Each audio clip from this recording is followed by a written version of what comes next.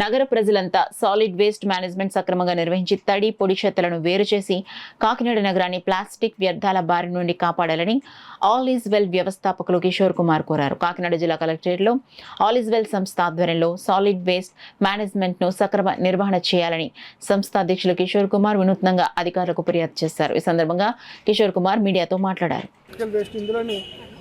Electrical waste ఇటువంటి వాటిని ప్రాపర్గా డిస్పోజ్ చేయగలిగితే, అంటే సాయిల్ చేయకుండా మనం వాడేసిన తర్వాత బయట పడేయకుండా నీట్గా ఇస్తే కనుక దాన్ని డిస్పోజ్ చేసిన దాన్ని చక్కగా దాన్ని మనం రీసైకిల్ చేయడానికి అవకాశం ఉంటుంది. ఆ రీసైకిల్ చేయడానికి కావాల్సిన సపోర్ట్ ప్రజలందరూ కూడా తెలుసుకొని జాగ్రత్తగా డ్రై వేస్ట్ని విడిగా ఇవ్వండి. డ్రై వేస్ట్ అంటే కనుక మీకు ఒక కవర్ కానీ, ఒక పేపర్ కానీ, ఒక ప్లాస్టిక్ కానీ, లేకపోతే ఒక మెటల్ కానీ, ఒక గ్లాస్ కానీ ఏదైనా కావచ్చు. పొడిగా ఉండేవన్నీ విడిగా పెట్టండి, తడిగా ఉండే వాటిని విడిగా ఇవ్వండి. కార్పొరేషన్ వాళ్ళు మీ దగ్గరకు వస్తున్నారు, ప్రతిదాన్ని కూడా తడి చెత్తను విడిగా తీసుకెళ్ళి దాన్ని కంపోస్ట్ చేస్తున్నారు. అలాగే పొడిగా ఉండే వాటిని రకరకాలుగా వాటిని రీయూజ్ చేయడానికి అవకాశాలు ఉంటాయి. కాబట్టి మీ ఇంట్లో ఏదైనా ఒక పేపర్ కావాలి అని అంటే కనుక డస్ట్బిన్లో తడి చెత్త పొడి చెత్త కలిపి వేస్తే కనుక అందులోంచి ఆ పేపర్ తీయాలంటే కనుక మీరు చేయి కూడా పెట్టలేరు. దాన్ని అదే డ్రై వేస్ట్లో ఉంటే కనుక ఆ పేపర్ తీయాలి అని అంటే కనుక అందులో చేయి పెట్టి తీయడానికి అవకాశం ఉంటుంది. కాబట్టి ఈ విధంగా రీయూజ్ కూడా చేయొచ్చు.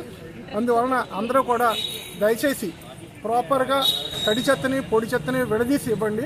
తడి చెత్తని ప్రాపర్గా కార్పొరేషన్ కంపోస్ట్ తయారు చేస్తున్నారు. అదేవిధంగా మీ ఇంట్లో కూడా మీరు కంపోస్ట్ చేసుకోవడానికి అవకాశాలు ఉన్నాయి. వాటిని మేము మీకు కావాలంటే కనుక ఎలా చేసుకోవాలనే దానికి మా వాళ్ళు మీ దగ్గరకు వచ్చి మీకు చెప్తారు. ఇటువంటి విషయాలన్నీ తెలుసుకోవాలి అని అంటే కనుక మమ్మల్ని అప్రోచ్ అవ్వచ్చు. 96690024కి మీరు ఫోన్ చేస్తే కనుక మా వారు వస్తారు. మా వాళ్ళు వచ్చి మీకు ట్రైన్ చేస్తారు. అదేవిధంగా ఈ ప్రసన్న గారు మా all is well foundation member.